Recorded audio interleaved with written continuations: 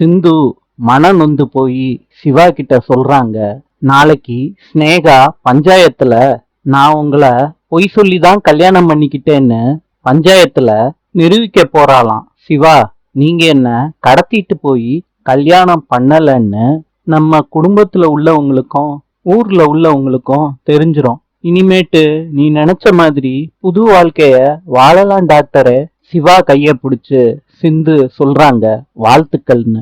டாக்டரே, உன் வாழ்க்கைய விட்டு நாளைக்கு உறுதியா போறேன். அப்படியே கண் கலங்கிக்கிட்டே சிந்து நடந்து போய்கிட்டே இருக்காங்க. சிவா இத கேட்டு அப்செட் ஆறாரு. பஞ்சாயத்து கூடுது. சிவா, சிந்து, ஸ்னேகா 3 பேரும் பஞ்சாயத்துல நிக்கிறாங்க. ஸ்னேகா பஞ்சாயத்து தலைவர்கிட்ட பெர்மிஷன் கேட்டுட்டு கார்ல இருந்து சாட்சிக்கு பொண்ணை கூட்டிட்டு வர்றாங்க. ஸ்னேகா இத பார்த்த சிந்து அந்த பொண்ணை பார்த்து அதிர்ச்சி ஆயிடுறாங்க. சிவாவும் கலங்கி போய் நிக்கிறாரு பஞ்சாயத்துல. நாளை சந்திப்போம்.